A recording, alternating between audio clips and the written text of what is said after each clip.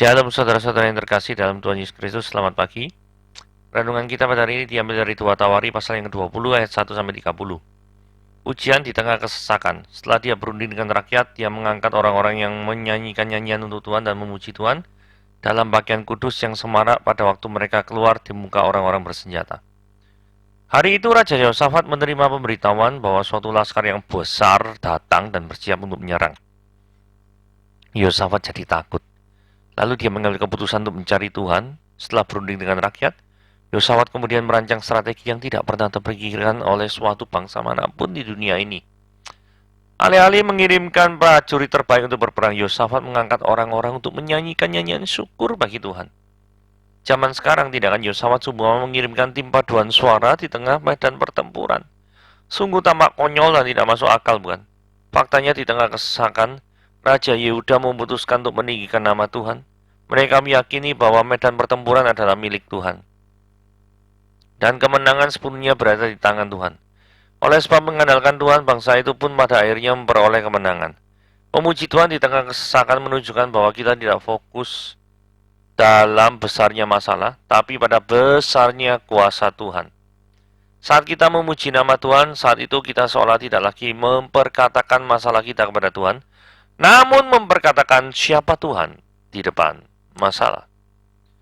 Adakah hari-hari ini kita sedang mengalami kesesakan? Sekiranya iya, janganlah kita menjadi takut ataupun terkejut. Ingatlah bahwa medan pertempuran selamanya tetap adalah milik Tuhan. Di tengah kesesakan tetaplah kita berdiri tegak. Puji nama Tuhan dan lihatlah bagaimana Tuhan memberikan kemenangan kepada kita. Marilah kita meninggikan Tuhan di atas segala persoalan dengan cara tetap memuji Dia bahkan di tengah kesesakan. Oke, mari kita lihat pembahasan renungannya gitu ya. Oke, jejak-jejak Tuhan dalam setiap kehidupan orang yang menaruh pengharapan kepadanya. Oke, mari kita baca 2 Tawari pasal yang ke-20 ayat 1-30. Setelah itu Bani Moab dan Bani Amon datang berperang melawan Yosafat bersama-sama sepasukan orang Meunim. Datanglah orang memberitahukan Yosafat suatu laskar yang besar datang dari seberang laut Asin, dari Edom, menyerang tuanku. Sekarang mereka di Hazezon Damar, yakni En-Gedi. Yosafat menjadi takut lalu mengambil keputusan untuk mencari Tuhan. Ia menyerukan kepada seluruh Yehuda supaya berpuasa. Dan Yehuda berkumpul untuk meminta pertolongan daripada Tuhan. Mereka datang dari semua kota di Yehuda untuk mencari Tuhan. Lalu Yosafat berdiri di tengah-tengah jemaah Yehuda dan Yerusalem di rumah Tuhan di muka pelataran yang baru. Dan berkata, "Ya Tuhan Allah nenek moyang kami, bukankah Engkau Allah di dalam surga? Bukankah Engkau memerintah atas genap kerajaan bangsa? Kuasa dan keperkasaan ada di dalam tangan-Mu sehingga tidak ada orang yang dapat bertahan melawan Engkau. Bukankah Engkau Allah kami yang menghalau penduduk tanah ini dari depan umat-Mu Israel dan memberikannya kepada keturunan Abraham, sahabat-Mu itu untuk selama-lamanya? Lalu mereka mendiami tanah itu dan mendirikan bagi-Mu tempat kudus untuk nama-Mu," kata mereka. "Bila suatu malapetaka menimpa kami, yakni pedang, penghukuman, penyakit sampar, atau kelaparan, kami akan berdiri di muka rumah ini di hadapan-Mu karena nama-Mu tinggal di dalam rumah ini, dan kami akan berseru padamu di dalam kesesakan kami sampai Engkau mendengar dan menyelamatkan kami. Sekarang, lihatlah, Bani Amon, Moab, dan orang-orang dari pegunungan Seir ini. Ketika orang Israel datang dari tanah Mesir, Engkau melarang mereka memasuki negerinya. Oleh sebab itu mereka menjauhinya dan tidak memusnahkannya. Lihatlah, sebagai pembalasan mereka datang mengusir kami dari tanah milik yang telah Engkau wariskan kepada kami. Ya Allah kami, tidakkah Engkau akan menghukum mereka? Karena kami tidak punya kekuatan untuk menghadapi laskar yang besar ini yang datang menyerang kami. Kami tidak tahu apa yang harus kami lakukan, tetapi mata kami tertuju padamu." Sementara itu seluruh Yehuda berdiri di depan Tuhan, juga segenap keluarga mereka dengan istri dan anak-anak mereka. Lalu Yahasiel bin Zakaria bin Benaya bin Matanya, seorang Lewi dari Bani Asaf, dihinggapi roh Tuhan di tengah-tengah jemaat dan berseru, "Camkanlah hai seluruh orang Yehuda dan penduduk Yerusalem dan tuanku Raja Yosafat, beginilah firman Tuhan datang kepadamu. Janganlah kamu takut dan terkejut karena laskar yang besar ini, sebab bukan kamu yang akan berperang, melainkan Allah. Besok haruslah kamu turun menyerang mereka, dan mereka akan mendaki pendakian Sis, dan kamu akan mendapati mereka di ujung lembah, di muka padang gurun Yeruel. Dalam peperangan ini tidak usah kamu bertempur, hai Yehuda dan Yerusalem. Tinggallah berdiri di tempatmu dan lihatlah bagaimana Tuhan memberikan kemenangan kepadamu. Janganlah kamu takut dan terkejut, majulah besok menghadapi mereka, Tuhan akan menyertai kamu. Lalu berlututlah Yosafat dan mukanya sampai ke tanah, seluruh Yehuda dan penduduk Yerusalem pun sujud di hadapan Tuhan dan menyembah kepadanya. Kemudian orang Lewi dari Bani Kehat dan Bani Korah bangkit berdiri untuk menyanyikan puji-pujian bagi Tuhan Allah Israel dengan suara yang sangat nyaring. Keesokan harinya, pagi-pagi mereka maju menuju padang gurun Tekoa. Ketika mereka hendak berangkat, berdirilah Yosafat dan berkata, "Dengar, hai Yehuda dan penduduk Yerusalem, percayalah kepada Yahweh Elohimmu dan kamu akan tetap teguh. Percayalah kepada nabi-nabinya dan kamu akan berhasil." Setelah dia berunding dengan rakyat dan dia mengangkat orang-orang yang akan menyanyikan nyanyian untuk Tuhan dan memuji Tuhan dengan pakaian kudus yang semarak pada waktu mereka keluar di muka orang-orang bersenjata sambil berkata, "Nyanyikanlah nyanyian syukur bagi Tuhan bahwasanya untuk selama-lamanya kasih setianya." Ketika mereka mulai bersorak-sorak menyanyikan nyanyian pujian, dibuatlah Tuhan penghadangan terhadap Bani Amon dan Moab dan orang-orang dari pegunungan Seir yang hendak menyerang Yehuda sehingga mereka terpukul kalah. Lalu Bani Amon dan Moab berdiri menentang penduduk pegunungan Seir, hendak menumpas dan memunahkan mereka. Segera sudah mereka membinasakan penduduk Seir, mereka saling bunuh-membunuh. Ketika orang Yehuda tiba di tempat peninjauan di padang gurun, mereka menengok ke tempat laskar itu, tampaklah bagi mereka semua telah menjadi bangkai berhantaran di tanah, tidak ada yang terluput. Lalu Yosafat dan orang-orangnya turun dan menjarah barang-barang mereka, dan mereka menemukan banyak ternak, harta milik, pakaian, dan barang-barang berharga yang mereka rampas itu lebih banyak daripada yang dapat dibawa. 3 hari lamanya mereka menjarah barang-barang itu karena begitu banyaknya. Pada hari keempat mereka berkumpul di lembah pujian, di sanalah mereka memuji Tuhan itu, dan itulah sebabnya orang menamakan tempat itu lembah pujian hingga sekarang. Lalu pulanglah sekalian orang Yehuda dan Yerusalem dengan Yosafat di depan.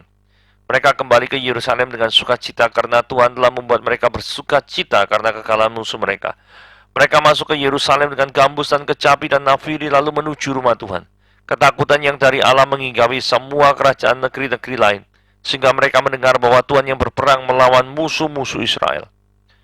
Dan kerajaan Yosafat amanlah karena Allahnya mengaruniakan keamanan kepadanya di segala penjuru. Oke. Karena itu panjang sekali ya, saya mau ringkas kerangka daripada 2 Tawari 21-30 gini ya. Jadi Yehuda ini ceritanya mau diserang oleh bangsa Moab dan Amon, dibantu oleh pasukan Meumin, orang pegunungan Seir. Yosafat sebagai Raja Yehuda ketakutan dan mencari pertolongan kepada Tuhan. Yosafat mengakui tidak memiliki kekuatan untuk menghadapi Moab dan Amon. Nanti ada ayatnya itu ya. Dan Tuhan menjawab doa Yosafat dan tetap nyuruh Yosafat maju berperang melawan mereka. Dan yang berperang ternyata Tuhan, bukan Yehuda yang berperang. Moab dan Amon pada akhirnya hancur dengan cara yang tidak diduga, dengan cara yang tidak terpikirkan. Karena mereka saling menyerang diri sendiri ya. Dan Yehuda menjadi aman karena kasih karunia Tuhan. Nah, ringkas ceritanya itu seperti itu ya. Supaya kita semua yang mendengarkan siaran ini itu ada ada dapat gambaran big picture ya, gambaran garis besar dari 2 Tawari 20 ayat 1-30 itu seperti apa. Ini garis besarnya seperti itu. Oke, sekarang kita lihat satu-satu. Jadi ayat 1 dan 2 itu menunjukkan bahwa ada berita yang mengkhawatirkan datang. Bani Moab dan Bani Amon datang. 2 bani yang berbeda gitu ya. Keturunan daripada Lot ya, Moab dan Amon datang berperang melawan Yosafat. Terus kemudian tidak cuma itu, ada laskar besar dari seberang laut Asin dari Edom menyerang daripada Israel ini ya, no? Dengan orang-orang dari pegunungan Seir juga. Nah, aplikasinya gini ya, seringkali kita menghadapi kabar yang mengkhawatirkan ya, seperti ayat 1 dan 2 nih. Kabar yang membuat hidup kita tuh tidak nyaman, bahkan membuat nyawa kita tuh terancam. Nah, bagaimana kita menyikapi ketika kita menghadapi hal-hal seperti itu? Dalam hal ini, mari kita lihat apa yang dilakukan oleh Raja Yosafat. Ayat 3 dikatakan Yosafat jadi takut. Ya otomatis lah ya. Setiap orang pasti memiliki rasa takut. Ketika dia mau diserang 2 bangsa sekaligus saat yang bersamaan, kekuatannya ini wis ampun-ampun ya. Ya toh? Ya, tapi Yosafat ini luar biasanya ngambil keputusan langsung cari Tuhan. Wih, luar biasa ya. Dan kemudian tidak cuma Yosafat, ayat 4 dikatakan dan Yehuda berkumpul. Jadi seluruh bangsa ini kumpul minta pertolongan dari Tuhan. Ya toh. Saudara, kalau kita lihat ayat 3, 4 ini ya, berapa kali keputusan ayat ngomong mencari Tuhan. Yehuda meminta pertolongan pada Tuhan. Terus ayat 4 dikatakan, mereka semua kota di Yehuda, tidak cuma di Yerusalem, mencari Tuhan. Oh, semuanya tiba-tiba ketika ada masalah, cari Tuhan semuanya. Dan ayat 5, Yosafat sendiri memimpin di tengah-tengah jemaatan Yerusalem, di rumah Tuhan. Luar biasa ya. Jadi, datang kepada siapakah ketika hidup kita merasa terancam? Datang kepada siapakah ketika hidup kita terasa berantakan? Apakah kita datang kepada Tuhan? Ataukah kita datang kepada pihak lain? Yosafat ketika ada masalah langsung datang kepada Tuhan. Yosafat juga memimpin semua orang Yehuda untuk datang kepada Tuhan. Saudara, sebagai seorang pemimpin yang baik, apakah kita sudah berperilaku sama seperti Yosafat? Ketika seorang pemimpin menghadapi permasalahan, apakah dia langsung datang kepada Tuhan? Ketika seorang pemimpin menghadapi masalah, apakah dia mengajak orang-orang yang dipimpinnya itu untuk berdoa dan memohon kepada Tuhan? Ayat 13, ini perhatikan baik-baik. Sementara itu, seluruh Yehuda berdiri di hadapan Tuhan. Titik beratnya ini, seluruh Yehuda. Dan bukan cuma mereka yang jenis kelaminnya laki-laki. Karena biasanya yang diceritakan kalau dalam budaya Ibrani itu kan yang jenis kelamin laki-laki. Dikatakan di ayat 13, dan juga segenap keluarga mereka, istri dan anak mereka. Saudara, ini kayak permohonan massal yang digerakkan oleh Yosafat. Benar-benar kalau misalnya Tuhan tidak bertindak, ini bangsa Yehuda bisa musnah ya saudara-saudara. Sampai seperti itu kegentingannya, sehingga seluruh Yehuda itu datang kepada Tuhan. Luar biasa. Isi doa Yosafat kepada Yehova. Ya Tuhan Allah nenek moyang kami, bukankah Engkau Allah di dalam surga? Bukankah Engkau memerintah segenap kerajaan bangsa? Betul. Yahweh yang kita percaya adalah Yahweh yang memerintah segala bangsa, bukan hanya bangsa Israel saja. Artinya apa? Artinya begini ya. Kalau dia memerintah bukan hanya bangsa Israel saja dan segala bangsa, berarti Moab dan Amon itu juga berada di bawah kekuasaan Yehova. Logikanya kan seperti itu. Ayat 6 dikatakan, tidak ada orang yang dapat bertahan melawan engkau. Saudara, Moab dan Amon tidak menyembah Yahweh. Sedangkan Yosafat menyembah pada Yahweh. Kalau misalkan Yahweh, bukan misalkan, Yahweh itu adalah pencipta langit dan bumi, maka kekuatan dari Yahweh itu adalah yang paling kuat dari yang pernah ada di bumi. Wong dia penciptanya kok. Ayat 9 dikatakan, dan kami berseru kepadamu di dalam kesesakan kami, sampai engkau mendengar dan menyelamatkan kami. Saudara, ini benar-benar seruan sungguh-sungguh daripada seorang Israel yang kondisinya kepepet dan merasa bahwa pertolongan tidak ada jalan keluar lain, hanya di dalam Yahweh saja. Mari kita lihat, belajar untuk mengakui kelemahan. Kenapa bisa demikian? Ayat 12. Ya Allah kami, tidakkah Engkau akan menghukum mereka, bangsa Moab Amon maksudnya. Karena kami orang Yehuda nih ya, tidak punya kekuatan untuk menghadapi laskar yang besar ini. Tidak punya, saudara-saudara. Tidak punya kekuatan. Yang datang menyerang kami tidak tahu apa yang harus kami lakukan. Mata kami itu tertuju kepadamu. Sebuah pengakuan jujur dari Raja Yosafat. Biasanya ya, seorang pemimpin atau raja, itu kan gengsi tuh ya. Kalau ngakui dirinya lemah, betul gak sih? Tetapi ketika kita di hadapan Tuhan, masihkah kita mau memegahkan diri dengan segala kelebihan-kelebihan kita? Ataukah kita sudah memiliki kerendahan hati untuk mengakui keperkasaan dan kekuatan orang lain dan mengandalkan Tuhan dengan meminta pertolongan kepadanya? Karena seringkali ketika kita dalam suatu persaingan apapun ya, kita sudah kalah. Kita tuh kadang tidak mau ngakui kalah. Kenapa sih kok seperti itu? Karena manusia ini, ya bagus ya kalau misalkan punya sikap pantang menyerah. Tapi ada satu titik di mana engkau memang harus mengakui bahwa dirimu tuh kalah. Jangan nggak ngakui. Kalau misalkan Yosafat di dalam konteks ini itu tidak mengakui dirinya lemah, tidak berdaya, dan tidak datang kepada Tuhan, dan segala sesuatunya itu dia mau beresin sendiri, Yehuda hancur, disikat sama Moab dan Amon. Tapi puji Tuhan, Yosafat tidak demikian. Yosafat adalah orang yang memiliki hati yang rendah hati. Cukup rendah hati untuk mengakui bahwa kami tidak mempunyai kekuatan untuk menghadapi laskar yang besar ini. Nyerah sudah. Hanya ke dalam Tuhan saja pertolongannya. Jawaban Tuhan. Nah ini Tuhan bicara melalui Yahasiel bin Zakaria bin Benaya bin Mataya. Jadi cara Tuhan bekerja di zaman PL, PB, serta after PB memang beda-beda. Kalau zaman PL, Roh Kudus itu bekerja itu hinggap-hinggap pada orangnya. Kalau zaman PB, dia berbicara, berdiam di dalam orang yang sudah percaya kepada Kristus. Di dalam after PB, dia juga bisa berbicara melalui karunia-karunia yang sudah dia tetapkan kepada setiap orang-orang. Jadi setiap cara Tuhan bekerja di zaman PL, PB, after PB ini memang beda-beda. Ayat 15. Camkanlah ya seluruh Yehuda dan penduduk Yerusalem dan tuanku Raja Yosafat. Beginilah firman Tuhan, jangan kamu takut. Ini ada penghiburannya. Pesan Tuhan, jangan takut.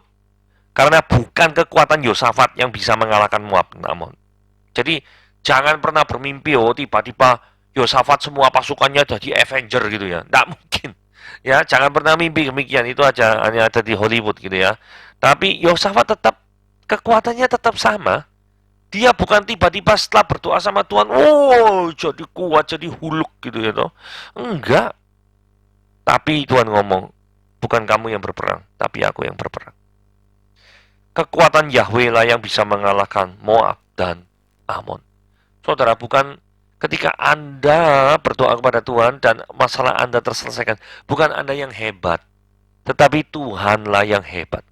Saudara mesti ingat hal tersebut. Jangan malas dan tetap beriman. Saudara, tadi saudara lihat kan, yang berperang adalah siapa? Tuhan. Nah, tapi dalam ayat 17, aneh. Ngomong gini ya, dalam peperangan ini tidak usah kamu bertempur. Hai Yehuda dan Yerusalem, tinggallah berdiri di tempatmu. Lihat bagaimana Yahweh memberikan kemenangan. Nah, ya toh. Tapi tetap disuruh, majulah besok menghadapi mereka. Loh, oh, sih. Ayat 20 dikatakan, hai Yehuda dan penduduk Yerusalem, percayalah pada Yahweh Elohimmu, dan kamu akan tetap teguh. Percayalah pada nabi-nabinya. Dalam hal ini yang tadi Yahasiel itu ya, yang dihinggapi roh itu ya, dan kamu akan berhasil. Mungkin ketika pasukan daripada Yosafat ini memahami perintah Tuhan ini agak bingung. Katanya Tuhan yang berperang. Loh kalau Tuhan berperang, kenapa kok kita juga tetap siap-siap disuruh ke medan peperangan gitu loh. Nah ini penting ya. Sekalipun Tuhan menjanjikan kemenangan terhadap bangsa Israel, tidak berarti bahwa bangsa Israel hanya tinggal diam di dalam rumah dan tidak maju ke medan pertempuran. Tidak seperti itu. Bahkan pada hari H, Yosafat itu menguatkan hati para pasukannya dan mendorong mereka untuk tetap beriman. Mungkin ada berapa mereka masih ragu. Loh ini sungguhan apa enggak sih? Kalau aku beneran disuruh berperang maju dengan kekuatanku sendiri, ini mati loh. Ini aku gak bisa loh. Pasti gak balik ini ke dalam keluarga ini. Pasti gak balik, pasti mati di medan perang. Tapi Yosafat menguatkan. Percayalah pada Yahweh Elohimmu, kamu tetaplah teguh, percayalah pada nabi-nabinya, dan kamu akan berhasil. Maju ke medan peperangan, bukan mereka yang berperang, melainkan Tuhan yang berperang. Mereka akan menang. Kuncinya itu. Mungkin mereka tidak mengerti sepenuhnya. Ini disuruh perang apa enggak ya? Tetapi mereka mau mentaati sepenuhnya. Ini hal yang menarik ya. Tidak mengerti sepenuhnya. Itu tidak menghalangi mereka untuk taat Tuhan. Taat kepada Tuhan secara sepenuhnya. Oke. Kekuatan untuk memuji Tuhan. Nah, apakah mereka itu cuma datang nganggur? Enggak ya. Kemudian mereka mulai bersorak-sorai, menyanyi memuji Tuhan. Seolah-olah Tuhan sudah memberikan kemenangan kepada mereka. Terus dibuatlah Tuhan penghadangan terhadap Bani Amon dan Moab. Saudara, ketika kita membahas kekuatan puji-pujian ini, saya tiba-tiba teringat Kisah Para Rasul 16 ayat 25-26 ya. Tapi kira-kira tengah malam, Paulus Silas itu doa dan menyanyikan puji-pujian kepada Allah. Dan akibatnya ayat 26, terjadilah gempa bumi yang hebat, terbukalah semua pintu dan terlepaslah belenggu mereka semua. Jadi ada suatu hal yang ajaib terjadi ketika puji-pujian dilantunkan, ketika doa dilakukan. Seberapa sering kita memuji Tuhan? Apakah memuji Tuhan menjadi kegirangan dan kesukaan bagi kita semua? Ataukah justru kita tidak pernah menggunakan mulut kita untuk memuji Tuhan, tapi justru menggunakan banyak-banyak mulut kita untuk kata-kata yang kotor, kata-kata yang hina, kata-kata yang tidak mencerminkan sebagai pengikut Kristus yang sejati? Apakah kita memiliki kata-kata yang seperti itu? Ubahlah perkataan daripada yang keluar dari mulutmu, dari perkataan sampah menjadi perkataan yang pemuji-muji Tuhan. Mengapa bangsa Israel harus tetap hadir di medan perang? Nah, ini adalah alasannya ya. Di medan perang mereka bernyanyi memuji Tuhan sebelum peperangan. Di medan perang mereka akan jadi saksi mata kedahsyatan Tuhan, mengalahkan kekuatan yang ditakuti oleh Yosafat dan Yehuda. Kan Tuhan sudah janji toh, aku sing berperang bukan kamu. Jadi supaya kamu pengen lihat, kamu pengen membuktikan, maka kamu harus datang. Nah, ini unsur-unsur iman terpenuhi ya. Iman, bukti daripada segala sesuatu yang tidak kita lihat. Ya toh? Nah, beriman percaya bahwa Tuhan akan melakukan segala sesuatu, dan apa yang Tuhan lakukan itu bisa dibuktikan. Ya. Di medan perang mereka bisa menjara semua harta milik Moab dan Amon, banyak sekali, sehingga 3 hari lamanya mereka harus melakukan penjarahan itu. Kalau mereka tidak hadir di medan perang, mereka cuma duduk diam di rumah, mereka tidak akan pernah mendapatkan hasil jarahan itu.